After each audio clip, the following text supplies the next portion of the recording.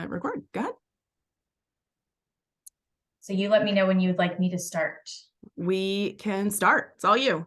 Alrighty, welcome everyone to our session by Professor Colleen Clemens, Professor of Non-Western Literature and Director of our Women's Gender and Sexuality Studies program here at Kutztown.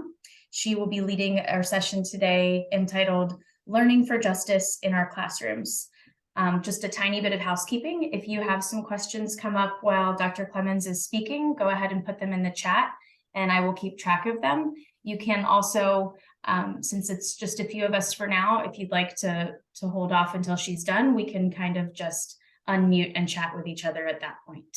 So take it away and welcome Dr. Clemens. Thank you, Dr. Ebersol. And if you see somebody pop up, please let me know so I can let them in. So thanks everybody for being here this morning. The Diversity Committee had asked me to talk a little bit about my experience as an educator, thinking about justice and specifically teaching tolerance in my classroom. So as I was preparing my talk, I was thinking actually it's really a paean. And if you don't know what that is, it's like a song of praise, because when I think about how teaching tolerance has been part of my life, really it becomes this song of praise. So that's what this will basically be for teaching tolerance / learning for justice, where it just changed its name. So if you hopefully will leave with a sense of my enthusiastic praise for this resource that has walked alongside me my entire teaching career. So just to give you a sense of who I am, I have been in a classroom since 1994. So that is a lot of years. And I've always been in a classroom. I don't really know how to do anything else. I was an undergraduate at Penn State starting in 1992, and I was an English and French education major. I spent then 8 years teaching public high school, specifically high school seniors, high school English. And I went back to get my PhD and taught while I was in that program, and then got my job at Kutztown University in 2010 and have since been there. So it seems impossible, but I've had this long career in education, and I think my pedagogy has been very much informed by this organization. So I thought part of what I should do, here's somebody, I'll let them in, is tell you what teaching tolerance is. I'm going to guess that folks haven't really spent a lot of time on the website, but I'm going to give you a sense of what it is. So in the 1990s, when I was in undergrad, the word tolerance was the term we used for the call to action in education. So clearly there are problems with that word now, but in the 90s, that was like the word. But obviously tolerating something is not the best model. So I think it gives you maybe a sense of like what my arc has been in education, because the big words were multiculturalism, which people still use, though complicated, and then tolerance. So, right, tolerating somebody.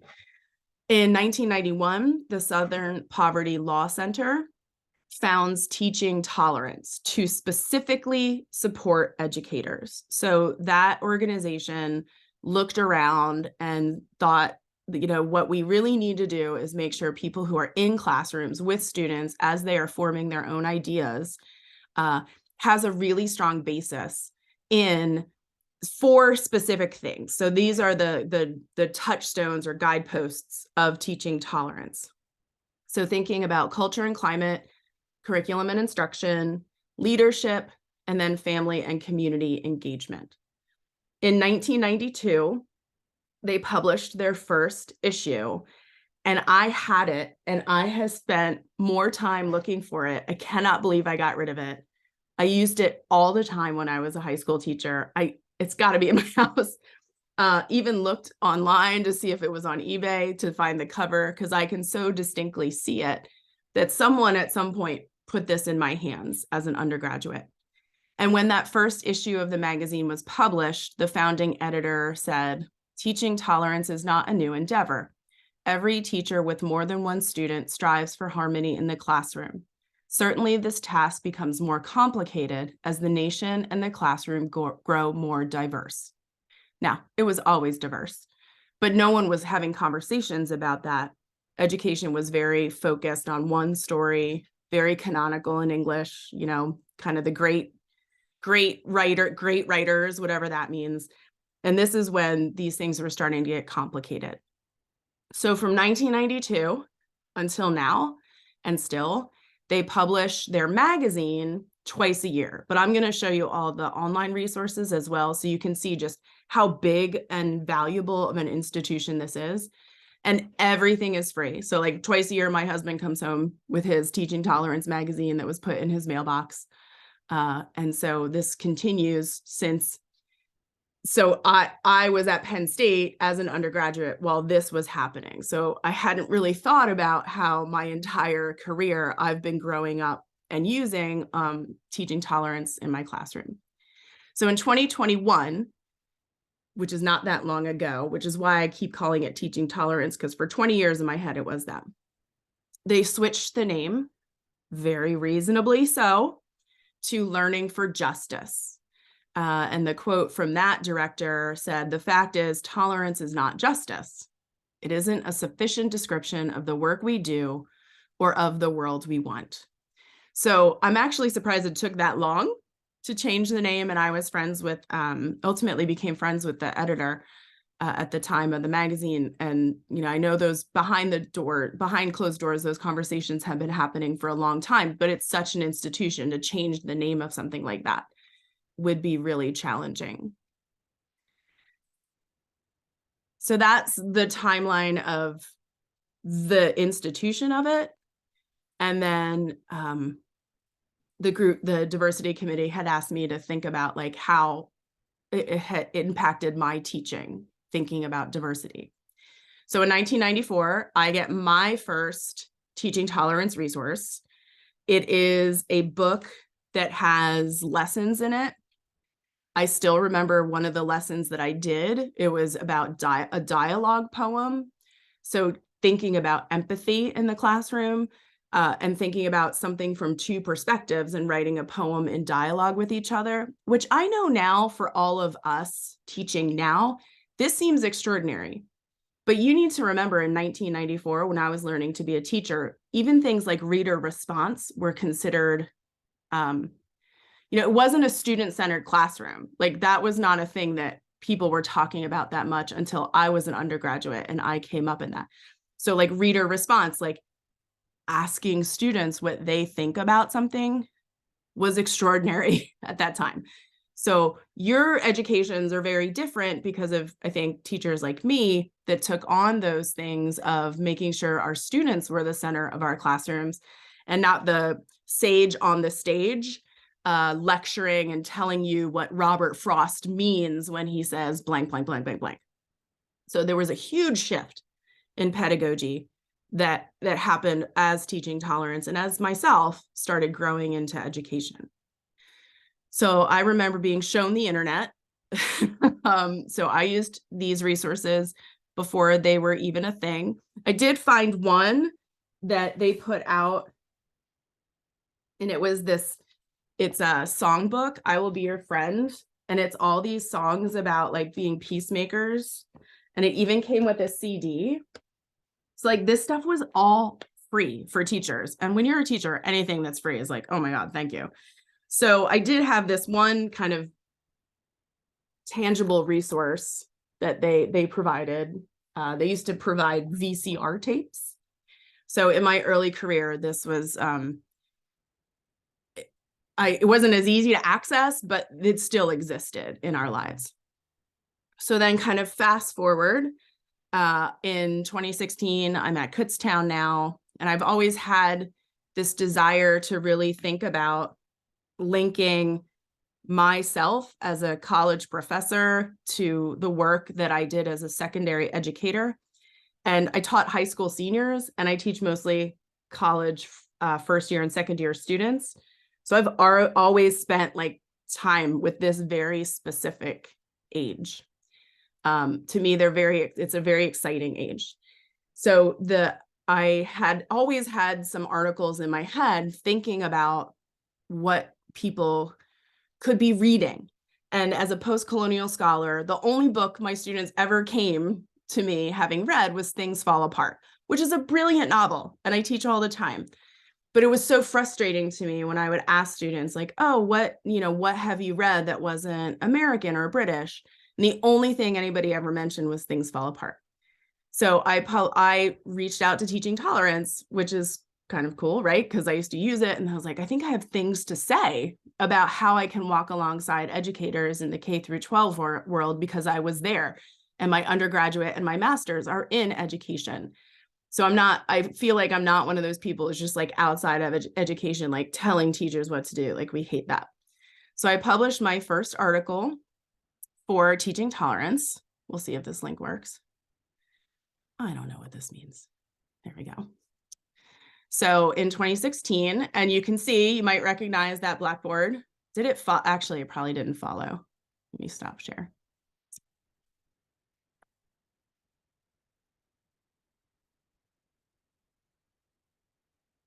So you'll recognize that Blackboard front, and Dr. Ebersol, just like unmute and tell me if the thing I'm talking about isn't the thing on the screen at any point. But that is a Blackboard in Lytle Hall.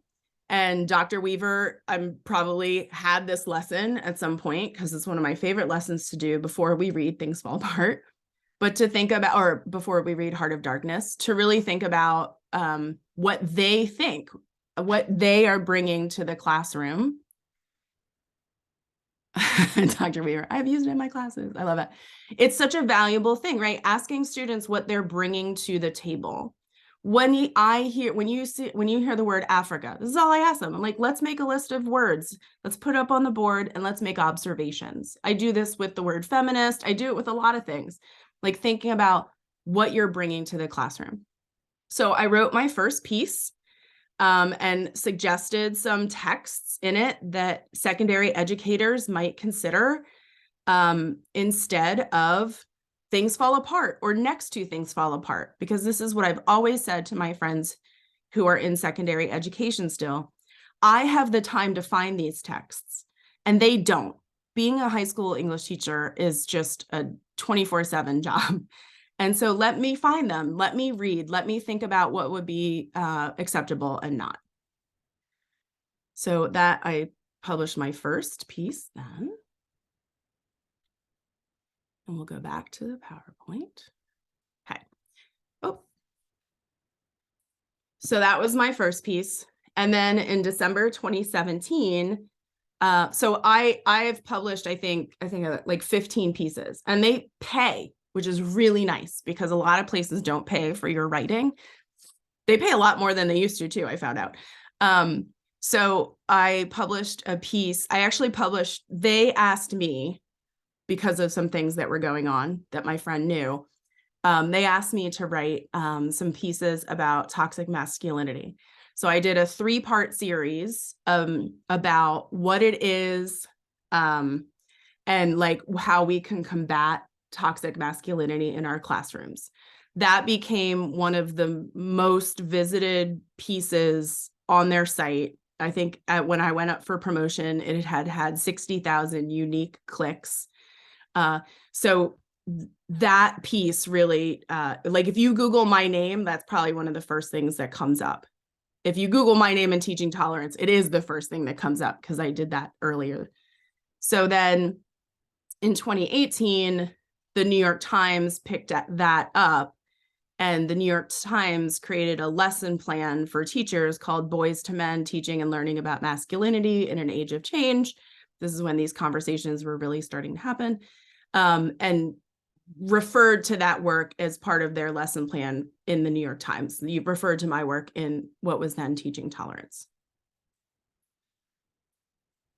And I do have, Dr. Ebersol, remind me, because I have a link, I have a resource list of links that I want to share with everybody in the chat when I'm done. So if I forget to do that, please let me know, because there's links to these things. So let's look at these resources. I just want to give you a little tour of, I know I'm not sharing right this second, I will. So this is all free. This is all provided through the Southern Poverty Law Center, and I'll say who talk about that in a second. But I want to show you that there's so much on here. You'll always find something new. I even did when I was researching. They have lesson plans.